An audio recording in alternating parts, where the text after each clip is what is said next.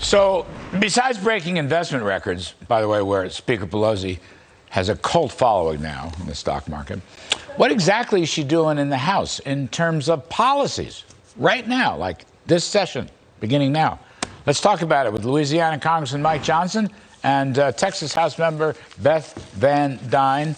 Beth, I called you Von Duyne in the intro. I'm sorry. I take it all back, but it's good to see both of you back again. Let me begin with you, Beth. I hear about this Chinese tech competition bill, which is really kind of a shill for the Green New Deal.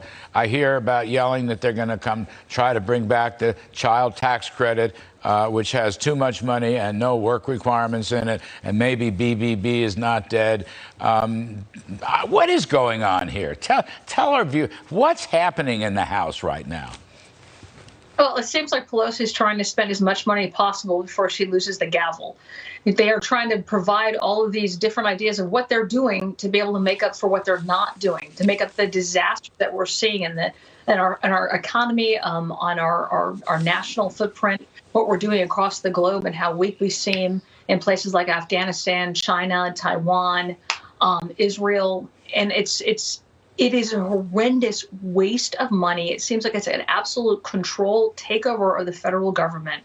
It is trying to get their fingers into as many different money pies as they possibly can to push forward this progressive agenda so that it outlasts and outlives all of us. Problem is, we don't have the support from the American people for it. We definitely don't have the money to do it. And it is at the cost of everything that we should be concentrating on now. It's doing nothing but making the economy worse. It's increasing inflation, it's increasing costs, and it's increasing the debt that's going to be put on our children and our working families. Mike Johnson, I've spoken to a couple of people who used to work for me in the White House who are now up on the Hill again, and they're telling me this a tech competition, I put it in quotes, isn't going to do much of anything. I don't know why we have to give $55 billion to subsidize chip companies. I mean, I'm all for chip companies, but $55 billion. And I'm also told that this bill, the proposed bill, is chock full of Green New Deal subsidies and union payoffs, and that the Senate bill coming across to the House wasn't much better. Sounds like kind of a rhino, pro-Green New Deal bill. What's going on here? Can this be stopped? Does anyone care about this? Well, we care greatly. And Larry, as your last segment with Robert highlighted, and as you say all the time, we all sound like broken records. The Chinese Communist Party is the most significant national security threat, the most significant generational threat that we face, and we have to oppose their aggression.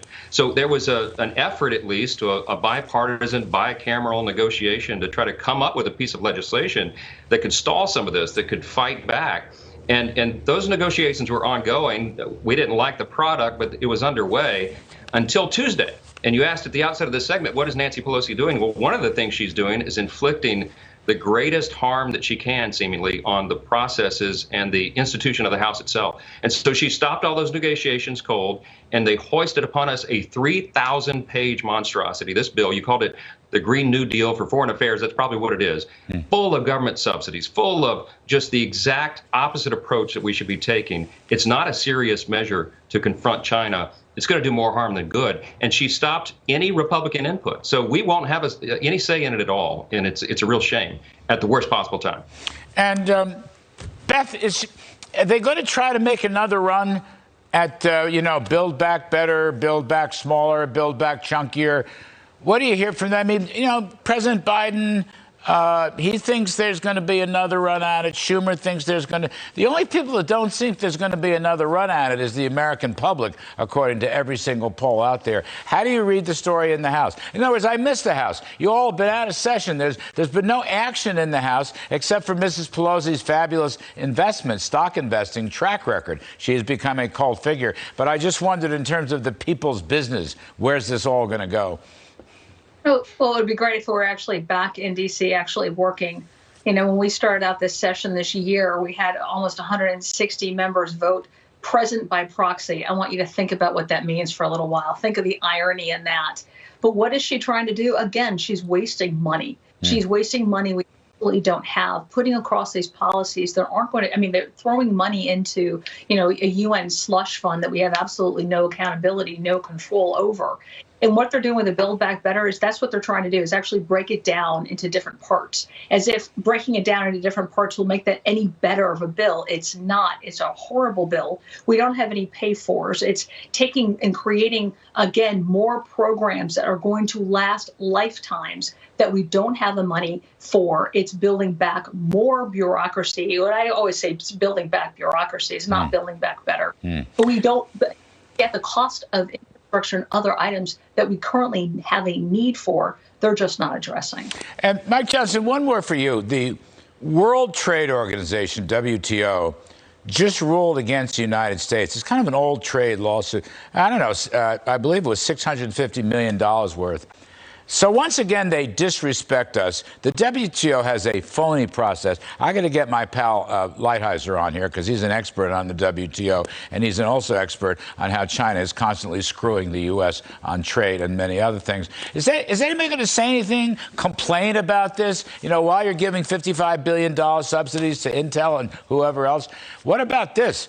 They just think they can get us to pay $650 million for this. I'm sorry, $650 billion for this trade lawsuit? Really? Huh?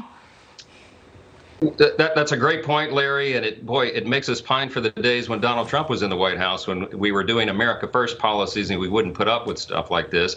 Weakness invites aggression. We say it over and over in every segment. This is just one more effective of that. I think everybody on the world stage sees us as being at our weakest point in a long, long time. And I think that these are just the results of that. I think the WTO, just like the CCP and everybody else around the world, Putin, North Korea, Iran, name it, they're all going to take advantage of that right now until we change our position and our stance. And we pray that Joe Biden will wake up and recognize that. As Robert said in the previous segment, if they would do that, especially after this big red wave election we're going to have next fall, if Joe Biden would be willing to work with Republicans in Congress, we could address some of this. But until he's willing to do that, we all just need to pray for his term to end and us to get back to some sanity. The cavalry's coming. No question about it. The cavalry's coming. I just want to thank both of you for helping out today, Mike Johnson and Beth Van Duyne. You're both terrific, and I hope you come back on the show.